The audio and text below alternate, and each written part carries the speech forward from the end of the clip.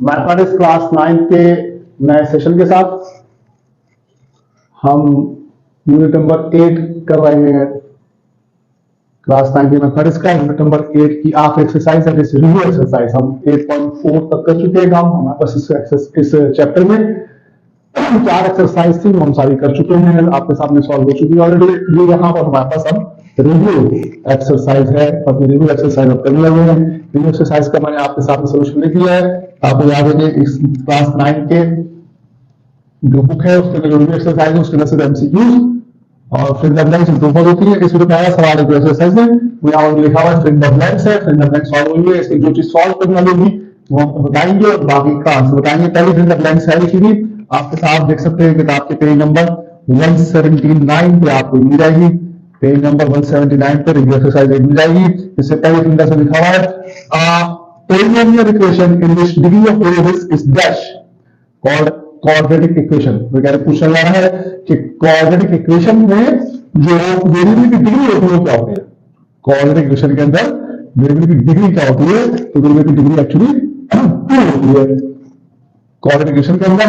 और वो आपको ऐसे भी आ सकती है कि बिल्कुल इसके बिल्कुल नीचे जो अगली फिंगर है पूछी है उसमें पूछा है उसने standard form of quadratic equation is standard form of quadratic equation is, उसने quadratic की स्टैंडर्ड फॉर्म पूछी हुई है। ये है ax square plus bx plus c equal to 0। इसका देख सकते हैं कि जो सबसे बड़ी पावर है वो 2 है, इसका मतलब डिग्री जो है इस इक्वेशन की वो 2 होगी, जैसे कि नंबर 1 में पूछा हुआ है। नेक्स्ट क्वेश्चन इक्वेशन मिलेगा कुछ इस तरह की शरह की इक्वेशन है 3 की पावर x प्लस 3 की पावर 2x इक्वल्स टू 1। ये इक्वेशन दी हुई है और इसकी टाइप पूछी है इसने कि इसको डैश इक्वेशन, इसको क्या इक्वेशन कहा है, इसका नाम क्या होता है, तो बेसिकली ये एक्सपोनेंशियल इक्वेशन कहलाती है। एक्सपोनेंशियल इक्वेशन में याद रखिएगा आप कि जब वेरिएबल पावर की शरण आ जाए, हमारे पास बहुत सारी इक्वेशन की टाइप्स है, रेसिप्रोकल है, रेडिकल है, क्वाड्रेटिक है, लीनियर है, मॉड्यूलस है, एक्सपोनेंशियल है, इसके अलावा कॉटिक है, क्यूबिक है। ये सारी हम आहिस्ता पढ़ रहे हैं और आगे बढ़ते रहेंगे। यहाँ पर एक्सपोनेंशियल की बात जो कर रहा है कि जब वेरिएबल पावर की शक्ल में आ जाए, जैसे कि हमने 8.3 में कुछ सवाल किए थे, 3-4 सवाल ऐसे थे जिसके अंदर वेरिएबल जो है वो पावर की शक्ल में आ रहा था, तो ये इक्वेशन आपको एक्सपोनेंशियल इक्वेशन, यानी कि इसके अंदर जो वेरिएबल है वो एक्सपोनेंट की शक्ल में है, इसलिए हम उसको एक्सपोनेंशियल इक्वेशन कहते हैं। तो जो भी ऐसी इक्वेशन अभी आपके सामने आएगी जिसमें वेरिएबल जो है वो पावर की शक्ल में होगा तो वो एक्सपोनेंशियल इक्वेशन कहलाएगी। इसके बाद अगला जो पूछा हुआ है कि उसने सॉल्यूशन पूछा हुआ है 3 की power x equal to 9। Again इससे आपको एक एक्सपोनेंशियल इक्वेशन दी है, एक्सपोनेंशियल इक्वेशन से दी है 3 की पावर x इक्वल्स टू 9। तो बता क्या है कि इसको सॉल्यूशन से बताओ कि इधर x इसके बराबर होगा, तो आप देख सकते हैं 3 की पावर x है तो 9 को अगर 3 की पावर लिखूंगा तो ये बन जाएगा कुछ ऐसे कि 3 की पावर x इक्वल्स टू 3 की पावर 2। अब जाएगा बेस से होगा तो वेरिएबल पावर भी सेम हो जाएंगे, दैट इज x जो है वो 2 के बराबर आ जाएगा। यही मैंने यहां पर लिखा है कि x मेरा यहां पर 2 के बराबर होगा। अगले नंबर 5 में सॉल्यूशन पूछा हुआ उसने ax square plus bx plus c का, इस इक्वेशन का ax square plus bx plus c का उसने आपसे सॉल्यूशन पूछा हुआ है। ax square plus bx plus c का सॉल्यूशन पूछा हुआ उसने आपसे। और आपको याद होगा कि हमने 8.1 करने से पहले जब हम कंप्यूटिंग स्क्वायर मेथड को पढ़ने की कोशिश कर रहे थे उसके बाद सॉरी 8.2 से पहले जब हमने क्वाड्रेटिक फॉर्मूला से काम करना था तो क्वाड्रेटिक फॉर्मूले के अंदर हमने ये कंप्यूटिंग स्क्वायर मेथड से इस इक्वेशन को सॉल्व किया था। तो हमारे पास ये फॉर्मूला बना था, जो फॉर्मूला है यही है सर, वो उसका सोल्यूशन है इस स्टैंडर्ड फॉर्म का। तो स्टैंडर्ड फॉर्म हमारे पास है, उसको हम सॉल्व करते हैं कंप्यूटिंग स्क्वायर मेथड से। तो हमारे पास ये बनता है -b plus -100b square minus 4ac upon 2a minus b plus minus 100b square minus 4ac upon 2a जो हमारे पास बनता है क्वाड्रेटिक फॉर्मूला कहते हैं इसको, या स्टैंडर्ड फॉर्म का सॉल्यूशन हमारे पास ये होता है। ये आपकी हो गई 5 तक फ्रेंड्स। उसके बाद जो नेक्स्ट क्वेश्चन मेरे पास है उसमें लिखा हुआ है tick the correct answer. Tick the correct answer वही ऑप्शन वाली बात है, एमसीक्यूज है रही है कि आपके पास एक से ज्यादा ऑप्शन दिया हुआ है, एक सवाल पूछा हुआ है और उसके ऑप्शन दिए हैं या फिर ब्लैंक से उसके ऑप्शन दिए हुए और उनको सॉल्व करने हैं। और मैंने इसके अंदर जो आंसर आपके सामने लिखे हैं 1 से लेकर 10 तक के, उसके अंदर हर में मैंने ऑप्शन भी लिखा है कि कौन सा ऑप्शन इसका करेक्ट है। अब पहली जो क्वेश्चन का आंसर करें, पहला क्वेश्चन है मैं पढ़ता हूं आपके सामने, लिखा हुआ किताब अपने सामने रखिएगा, सामने रखिएगा, आपको इस काम करने में degree of coordination is dash, इस डिग्री ऑफ कोऑर्डिनेशन, अभी ऊपर बात हुई है डिग्री ऑफ कोऑर्डिनेशन की, यहां पर इसके अंदर कि जो कोऑर्डिनेट इक्वेशन होती है उसकी डिग्री 2 होती है, तो हमने यहां पर 2 ऑप्शन दे दिया, ऑप्शन बी 2 लिखा हुआ है, इसको टिक कर दीजिए, ये मैंने यहां पर आपके सामने ऑप्शन लिखा। उसके बाद लिखा हुआ है standard form of coordination is, standard form coordination की यदि हमने इसके ऊपर डिस्कस किया, ये स्टैंडर्ड फॉर्म ऑफ कोऑर्डिनेशन की x square plus bx plus c equal to 0, यहां पर ऑप्शन ए उससे दिया गया है x square plus bx plus 0 where a is not equal to 0, ये आपके सामने कोऑर्डिनेट इक्वेशन की स्टैंडर्ड फॉर्म हो गई। उसके बाद उसने कोऑर्डिनेट फार्मूला पूछा हुआ, उसको क्या है कोऑर्डिनेट फार्मूला, तो ax square plus bx plus c equal to 0 is, again इस इक्वेशन के लिए ax square plus bx plus c equal to 0 के लिए कोऑर्डिनेट फार्मूला क्या होगा, ये हमें याद भी है और उसको ड्राइव भी कर चुके हैं। ये फॉर्मूला है -b plus -100b square minus 4ac/2 है, और ये मेरा ऑप्शन नंबर सी है। टिक द करेक्ट आंसर के पार्ट 3 का आंसर नंबर सी है मेरे पास, -b plus -100b square minus 4ac/2a। उसके नंबर 4 पे -6 -4 मिल रहा है आपको आंसर के अंदर, यहां पर सॉल्यूशन से पूछा हुआ उसने आपको इक्वेशन दी है x square plus 10x plus 24 equal to 0, उसने इक्वेशन आपको दी है एमसीक्यूज के अंदर, और कह रहा है कि इक्वेशन का सॉल्यूशन बताओ। सॉल्यूशन मैंने निकाला है -6। अगर सॉल्यूशन कैसे निकलेगा, इस इक्वेशन को हम सॉल्व करते हैं, इस इक्वेशन को सॉल्व करने के लिए हम फैक्टराइजेशन मेथड का सहारा लेते हैं। फैक्टराइजेशन मेथड का हम सहारा लेते हैं तो बन जाता है ax square plus 6x plus 4x plus 24 equal to 0। तो इन 10x को मैंने ब्रेक किया ऐसे दो नंबर में, जिनको मल्टीप्लाई करने पे 24 आता हो, 10x को मैंने ब्रेक किया ऐसे दो नंबर में, जिनको मल्टीप्लाई करने पे 24 आता हो, तो 6 4 जा 24 हो गया। यहां से x कॉमन लिया तो बचा x प्लस 6, यहां से प्लस 4 कॉमन लिया तो बचा x प्लस 6 इक्वल टू 0, और उसके बाद ये हो गया x plus 6 common variable common bracket हो गया, और x प्लस 4 मेरे पास बचा इक्वल टू 0, यानी या तो x प्लस 6 0 है या फिर x प्लस 4 0 है। यहां से x मेरे पास -6 आ जाएगा, यहां से x मेरे पास -4 आ जाएगा, ठीक है जी। तो आपके पास ऑप्शन आ गया -6 -4, ये हमने सॉल्व किया, और आपको ये सॉल्व करके करना पड़ेगा। अगर आपने वहां पर एमसीक्यूज का आंसर को सही करना है तो इस तरह से हमें काम करना पड़ता है। बार बार एमसीक्यू इस तरह की मुश्किल आ जाते हैं जिसके अंदर आपको सोल्यूशन बेसिकली करना पड़ जाता है। उसके बाद नंबर 5 में से पूछा गया है how many maximum rules of coordination are. एक कोऑर्डिनेशन की सेल हम लिखी हुई है, एक ऐसी कोऑर्डिनेशन की मैक्सिमम रूल्स किसी हो सकती है। मैक्सिमम रूल्स का मुराद है कि हम रूल निकालते हैं इसकी यहां से, दैट इज उसकी जो हम सोल्यूशन सेट करते हैं तो मैक्सिमम कितने सोल्यूशन आ सकते हैं, तो मैक्सिमम ज्यादा से ज्यादा 2 आ सकते हैं। ये हमने ऑप्शन लिखा हुआ है, ऑप्शन ए ही इसका 2 है, यही इसका करेक्ट आंसर है। उसके नंबर 6 के ऊपर इसमें हमें एक नई चीज पूछी, कौन सी हट गया, इक्वेशन से हट गया।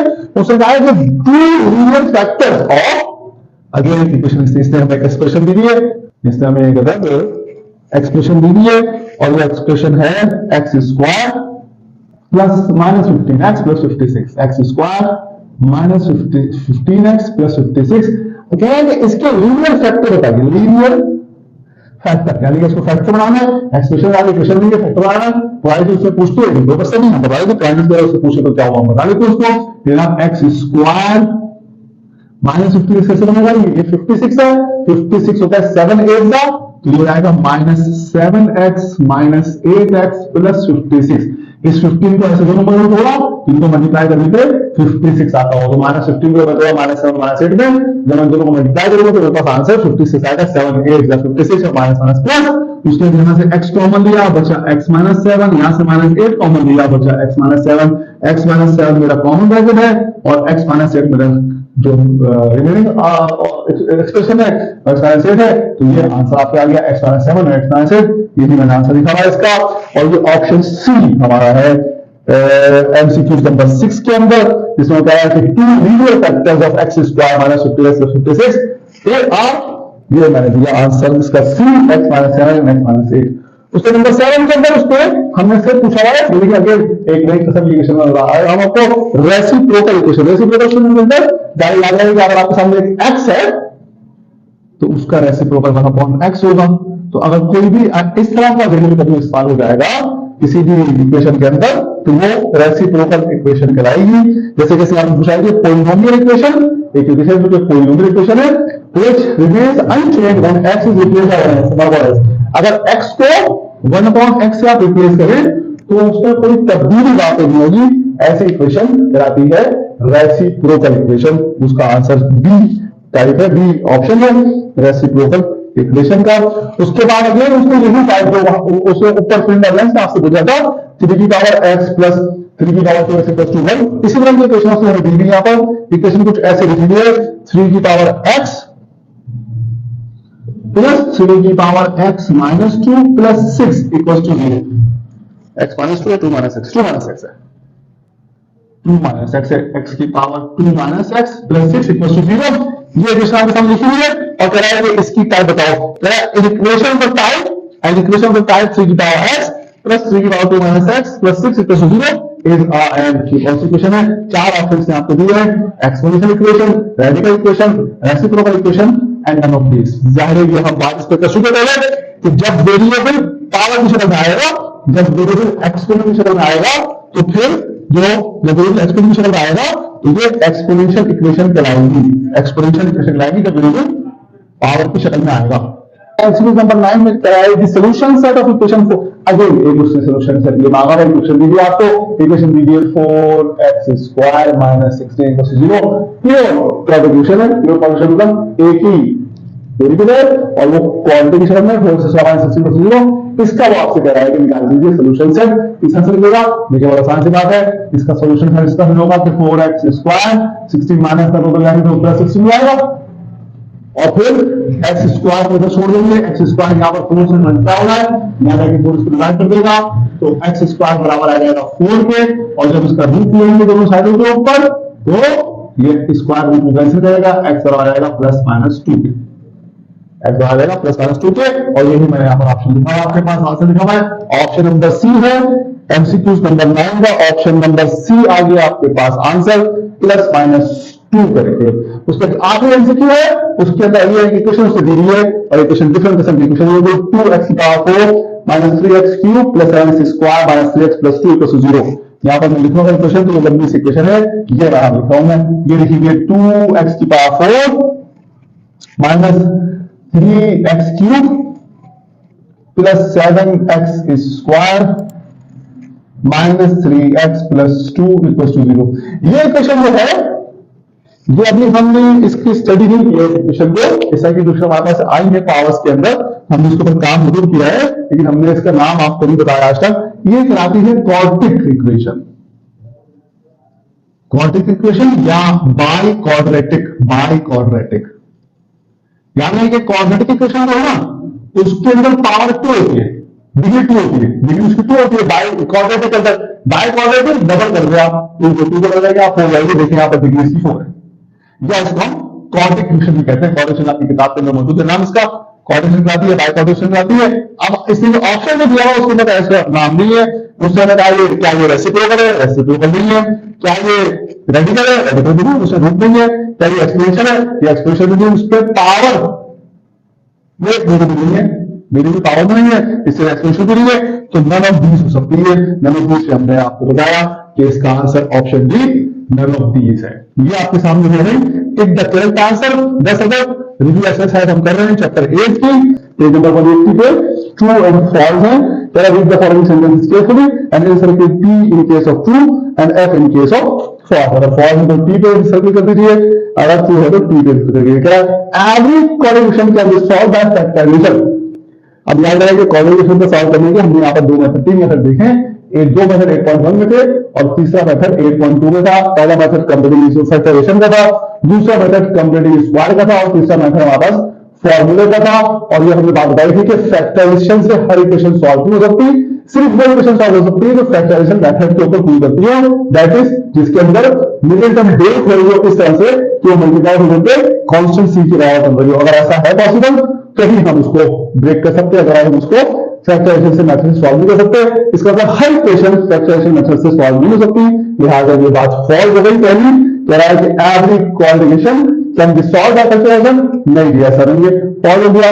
उसके दूसरा में कह रहा है कि every coordination has two roots, every coordinate equation, quartic अगर दिया जाए, कॉर्टिक मतलब 4 है, 4 डिग्री वाले। अब 4 डिग्री वाली जो इक्वेशन होगी ना, उसमें 2 तो होंगी ना, 3 भी हो सकती है, 4 भी हो सकती है। इस तीनों का मैक्सिमम या मिनिमम यूज नहीं किया। अगर कहते हैं मिनिमम तो वही बात होती है, मिनिमम तो 1 हो सकती है, वेल सेट भी आ सकता है, और मैक्सिमम कहते हैं 2 तो भी बात थी, मैक्सिमम तो 4 हो सकती है, लेकिन सर 2 होनी चाहिए। हाँ 2 तो होंगी, हर कॉर्टिक इक्वेशन की 2 तो होंगी, इसके अलावा 3 भी हो सकती है, 4 भी हो सकती है। तो average quartic equation has 2 roots, हमने इसको कहा है ट्रू बात है, average quartic equation has 2 roots, 2 roots तो होंगी, 3 भी हो सकती है, 4 भी हो सकती है, ठीक है। इस तरह से नंबर 3 को समझा है, average cubic equation has 3 roots, हर क्यूबिक इक्वेशन में 3 हो सकते हैं, हर क्यूबिक इक्वेशन में 3 हो, क्यूबिक इक्वेशन की मैक्सिमम 3 हो सकती है, 2 भी हो सकती है और 1 भी हो सकती है, 2 भी हो सकती है और 1 भी हो सकती है, मैक्सिमम 3 हो सकते हैं। लेकिन इस बात में हर इक्वेशन की 3 होगी और इक्वेशन की 3 नहीं जरूरी है। हाँ कहता है कि अगर मैक्सिमम 3 कहता तो हम इसको सही कर देते हैं, लेकिन हर इक्वेशन की 3 जरूरी है, हर इक्वेशन की, किसी इक्वेशन की 2 भी हो सकती है, किसी इक्वेशन की 1 भी हो सकती है। क्यूबिक इक्वेशन हैज 3 रूट्स, तो ये मामला सॉल्व हो गया। उसके बाद उसने हमें दिया है स्टैंडर्ड फॉर्म, तेरा ax plus bx plus c equals to 0 is called the coordination in x if a equals to 0 and b c are real numbers, and b c are real numbers, इससे a equals to 0 का idea हम कौन सी पढ़े, चौथी वाले। इसलिए लिखा है ax square plus bx plus 0 equals एक कोऑर्डिनेशन है अगर a 0 के बराबर हो, अगर a 0 के बराबर होगा तो इसकी डिग्री 2 खत्म हो जाएगी, तो ये कोऑर्डिनेशन रहेगी। कोऑर्डिनेटिंग इक्वेशन में जरूरी है कि उसकी डिग्री 2 हो, कोऑर्डिनेशन में जरूरी है कि उसकी डिग्री 2 हो, तो कोऑर्डिनेशन रहेगी नहीं। अगर ये a 0 होगा लिहाजा ये बात भी इसकी फॉल्स हो गई। नंबर 4 हमने कह दिया फॉल्स के a square plus b plus c equals to 0 is called the coordination in x if a equals to 0 and b c are real numbers। अगर a 0 है तो वो कोऑर्डिनेशन हो नहीं सकती है, फॉलोइंग बात। उसके बाद 8वां, सॉरी आपसे करो, उसके बाद 5वां और 6वां जो हमारे पास है उसका ताल्लुक जो एक्सट्रानस रूल से है। ये रूल जो है वो आमतौर पर रेडिकल इक्वेशन के अंदर आती है, कुछ एक्स्ट्रा रूल्स आ जाती है रेडिकल इक्वेशन के अंदर, जिनसे कि बेसिकली सॉल्व होगा, आंसर होती है वो, लेकिन हमारे पास एक्स्ट्रा हो जाती है वो, और एक्स्ट्रानस रूल जो है ना वो इक्वेशन को सेटिस्फाई नहीं करती है। जिसमें लिखी हुई बात कि एक्स्ट्रा रूल्स इक्वेशन को सेटिस्फाई नहीं करती, डू नॉट सेटिस्फाई इक्वेशन। तो इसमें दो, उसमें एक ही तरह के दो फॉर्मूले में, पहला उसमें external rules satisfy the equation, क्या सेटिस्फाई करती है इक्वेशन को, हम कहेंगे नहीं करती, फॉल्स है ये बात, ठीक है। और दूसरा extra rules do not satisfy the rule, वही बात है, बस यहाँ पर डू नॉट कर दिया, अब ये बात सही करा तो ये ट्रू हुई। तो external rules satisfy the equation, false बात है, external rules do not satisfy the equation, ये ट्रू बात है। ये हमारे सामने पहला अपना 5वां फॉल्स हो गया और 6वां ट्रू हो गया। आखिरी रह गया ट्रू फॉल्स का क्वेश्चन, आखिरी मामला हमारे एलजीब्रा एक्सरसाइज का चैप्टर 8 की यूनिट की। In the coordination the highest exponent of the variable is 2। Coordination के अंदर जो वेरिएबल का हाईएस्ट एक्सपोनेंट हो सकता है वो 2 होता है। ये बिल्कुल सही बात है, बिल्कुल सही बात है। यहां पर बात हो चुकी है कि उसकी डिग्री 2 होगी, यहां पर बात हो चुकी है डिग्री 2 होगी। डिग्री 2 होने का मतलब है कि उसका सबसे बड़ा एक्सपोनेंट 2 होगा। क्वाड्रेटिक इक्वेशन की सबसे बड़ी पावर, एक्सपोनेंट की पावर होती है ना, पावर आपकी 2 के बराबर होगी। ये बात बिल्कुल ट्रू हो गई। यहां पर मैंने इसका ऑप्शन बन दिया टी। यहां पर हमारी एक्सरसाइज खत्म हुई। Review exercise unit number 8 class 9th mathematics की रिव्यू एक्सरसाइज यूनिट नंबर 8 यहां पर एंड होती है, और इसके बाद हम अगला चैप्टर इंशाल्लाह स्टार्ट करेंगे नेक्स्ट सेशन से। यहां पर हमारे पास ये रिव्यू एक्सरसाइज का पूरा सोल्यूशन आपके सामने लिखा हुआ है।